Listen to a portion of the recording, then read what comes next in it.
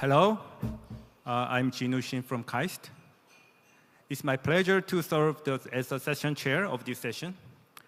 First of all, thank you for joining us at this wonderful event. In this session, we will explore the theme of principles for new AI algorithms, featuring insightful presentation by researchers participating in the Global AI Frontier Lab. This session is also broadcast live on the official website of Global AI Frontier Symposium 2025. Now, let me introduce our first speaker. Our first speaker is Professor Mengye from New York University. He will deliver a talk titled Lifelong Concept Learning. Please welcome Professor Mengye with a big round of applause.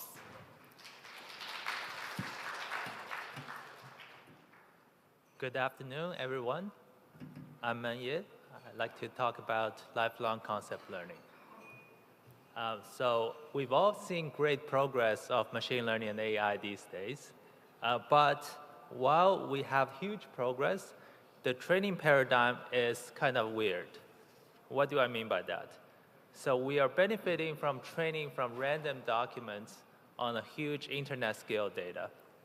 And the training is that we sample a small batch of documents from random over the entire data set, and then the model does not continuously adapt in the real world. The model is frozen. If we have to learn new knowledge, we'll have to essentially retrain the model. And what's making this problem more severe is that today, a lot of us are considering applications of using LLMs as agents. And we've seen an explosion of agentic applications. Essentially, what we do is we use the context window to simulate the perception and the memory of the agent. And we ask the LLM agent to make a decision at each round. But the agent itself is not learning from the episodic tasks. It relies on the context to refine its own behaviors. You cannot learn from one task to another, and the context eventually has a limitation.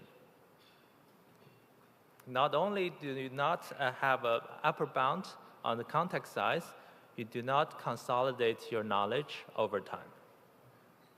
So these are the problems of today's agentic learning. And let's take a comparison to a lifelong learning of a real-world agent. And we, as humans, are real-world agents that quickly adapt to new environments and learn in an open world. We encounter new concepts in an online experience. And these contexts do not just appear randomly, they appear on a structure of this correlation of space-time. They repeat with a naturalistic distribution shift. So our goal of my lab is trying to make machine learning more flexible that can enable agentic learning from a real-world environment. So today's talk is going to be on lifelong concept learning.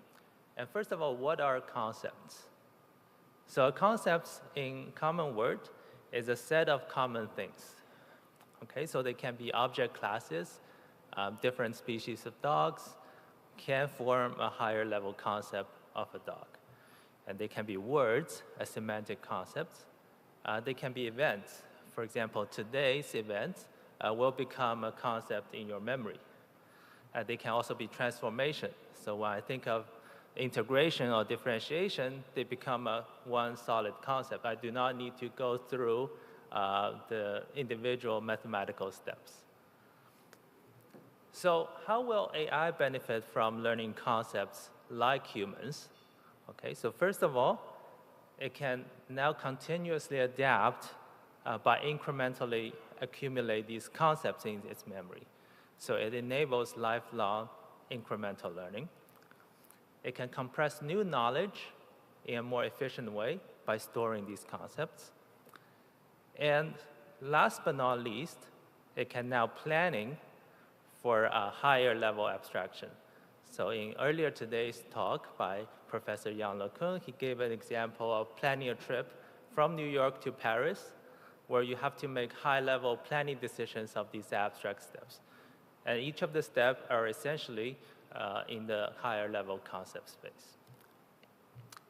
So with lifelong concept learning, there are a couple challenges. And these challenges we have seen a lot in the past machine learning literature as well. So first challenge is sample efficiency. So essentially, how can we learn new concepts with just a few examples? We know humans are great at learning new concepts with one or few examples.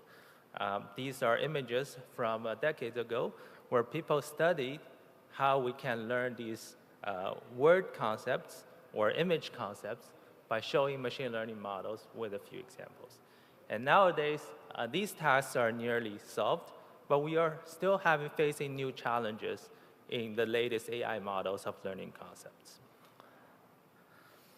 And new concepts often can occur by having compositions of basic elements that can form new concepts. And so this is an example of a sculpture where you see a fisherman with the head of the fish and the body of a man.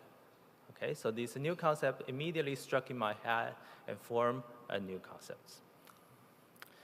The second challenge is distribution shift. Okay, so in the classic machine learning literature, there is a class of learning challenges called continual learning, where you learn on one task and shift to the next task, and so on and so forth.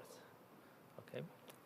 So the constraint here is that we do not look back in the previous task, and there's a memory and computation constraints. In the past, there have been a lot of approaches addressing this challenge, okay, including memory replay, architectural design choices, and data regularization. But the structure is often considered quite rigid and less naturalistic. So if you take a look at the continual learning setup, you have one task followed by another without any look back. Okay? But in the human learning setting, we have tasks interleaved with one another, and oftentimes you repeat and look back at one of the tasks and transition to another one. So there is a more naturalistic task transition in the real world. So quickly today, I'm going to focus on three aspects of lifelong concept learning. Ranging from the concept learning in LLMs and the concept discovery in LLMs, and lastly, how can we form event concepts from a visual stream? So the first work I'm talking about here is how do we generate concept embeddings for LLMs? Now, we know that LLMs are great at in-context learning, but there are still limitations of what in-context learning can do. First of all, if you want to learn a new concept, you have to carry that context around you. Okay? We cannot just consolidate that knowledge into one embedding vector, and then now we can basically generate that knowledge through that one vector. And this is essentially what we want to do. Okay? So we are trying to learn this new word that has never occurred to the LLM before. And what we want to do is compressing that into a concept vector so that later on it can learn to generate new sentences using that concept. Okay? And we found this way is much better than in-context learning. And one of the tasks that we try is a GRE verbal reasoning task, where the language model has not seen that word before, and they have to try to do multiple word choices to see which one fits the original sentence better. And the horizontal line you see is the number of examples that we provide to the LLM, and we significantly surpass the performance of in-context learning. And the performance keeps growing with more and more examples. So this is an example how we can generate concept embedding vectors, and this consolidate the knowledge much more efficiently than in-context learning. And we can apply similar concept learning ideas for a task level concepts. So now, given a set of input and output examples, we can define a concept being the transformation that maps between x and y. Okay, so this is an example that fills in the intermediate grids with yellow color. And we propose a new idea called context tuning, where we tune the demonstration examples, the x1, y1s, with a different embedding vector. And now at test time, we're going to use the tuned examples to prompt the LLM to generate these concepts. As a comparison, you can find out our methods performs better and more efficiently compared to the baselines, including in-context learning, which is at the lower left corner. I should mention that there are quite a few ongoing collaboration, and I'm part of the Global AI Frontier Lab, and we're exploring a lot of different ways for lifelong learning in LLMs. My second part of the talk, I want to mention how we can let LLMs to discover new concepts. So previously, we were given a new concept, presented to the LLM, and asked it to memorize it. But if there are many items that are similar in a sequence, ideally, the LLM should already discover that something is repeating for many times. So we want the LLM to capture that. So traditionally, this type of task is achieved from the clustering operation. And in the computer vision literature, there are category discovery and point cloud object discovery, which essentially cluster the point clouds or the images into bigger classes. And in this work, we propose something different. We propose in-context clustering, which basically says there are a few tokens in the sequence that belongs into a higher level concept. Can the LLMs group them and capture this new concept? And it operates in two settings. The first one is a zero-shot setting, where we just present the sequence to the LLM and ask it to group them into classes. And the second setting is that we fine-tune the LLM on some base classes and then test them on a set of new classes. So here is a comparison from in-context learning and in-context clustering, where here, in the sequence, we do not give the label of each image or each text and ask them to group it later in the output sequence. And this can be applied naturally to a lot of image tasks as well. We can use the vision encoder to encode the images into tokens, and then simply ask the LLM to group these images into higher level classes. What we found very interesting when the LLM is performing clustering is that the intermediate attention layers often capture the concepts very well. So this is a visualization on the pairwise attention scores. And what we found is that the middle layers already form blockwise attention structure that corresponding very well to the class labels. And we are currently exploring ways to exploit this attention structure better for concept discovery. Lastly, the LLM for clustering offers very good flexibility for identifying clusters based on different conditions.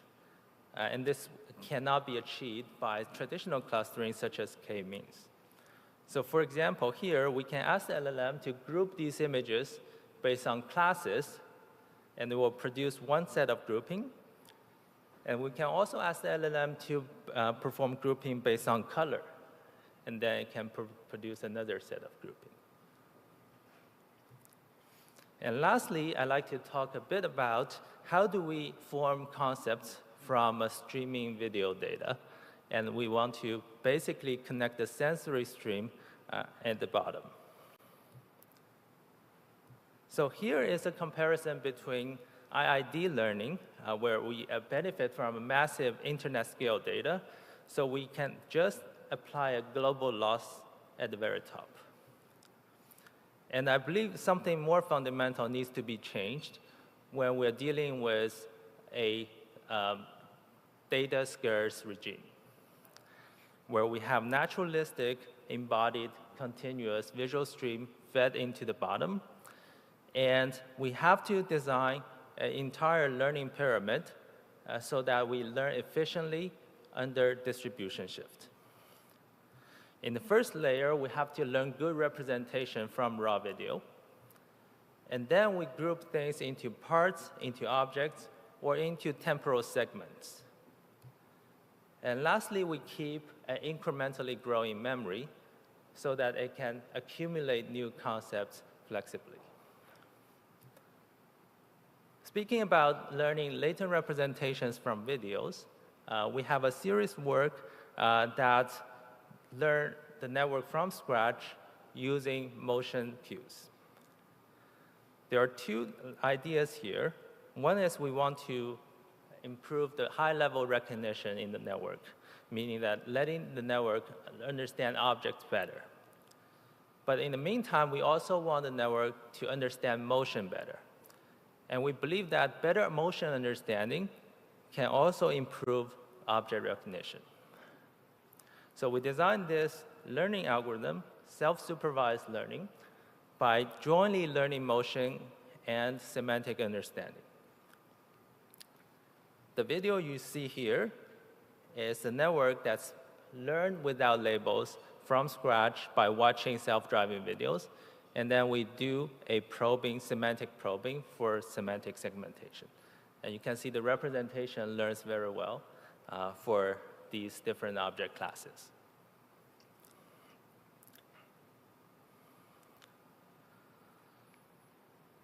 So now I want to be able to learn event concepts from streaming videos. So if you think about, you have a representation at the bottom, which provides an encoding. And then in your memory, you try to group them into event classes. So if I try to recall my trip to Korea this time, I get off from the airport, right? I took the train and get on and get to the hotel. So these parts of my memory are segmented into different parts. I do not remember the individual frames in my trip, but I remember different checkpoints of space-time. And this is what we want to build as well. We want to perform event segmentation to save the key moments. And the content in my memory may get replayed and consolidated back into my representation. So the two are mutually feeding information from each other. And lastly, we consider this event a streaming learning setting. We play the video exactly once to the network without looking back.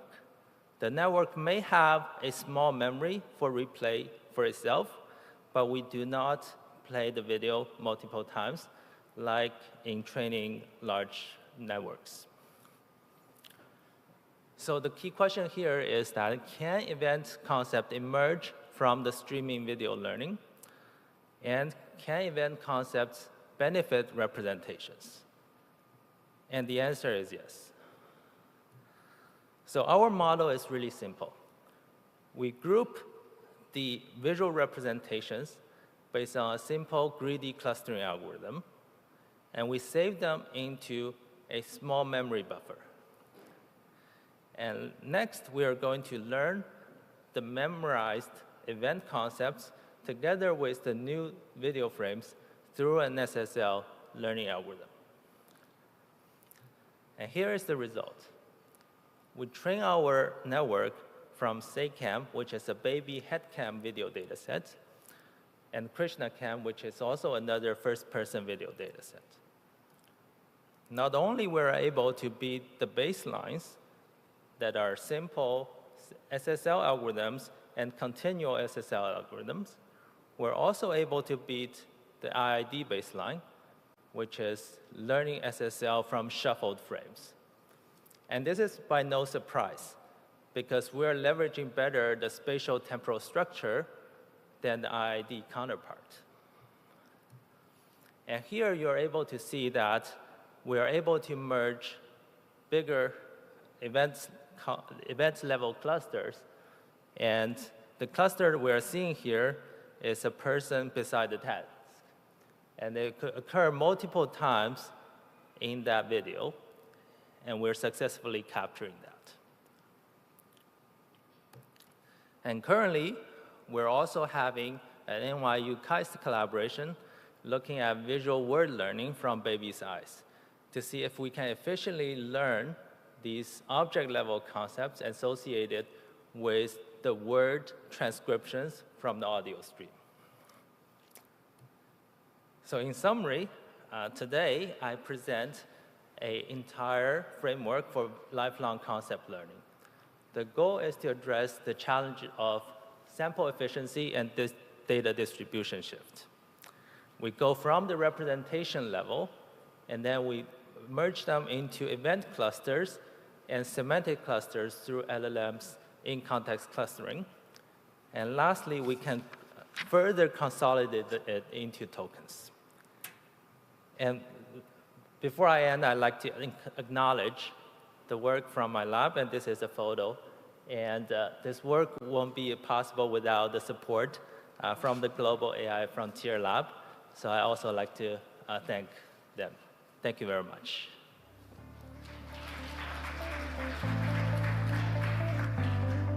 Thank you again, Professor Mengye, for your great talk.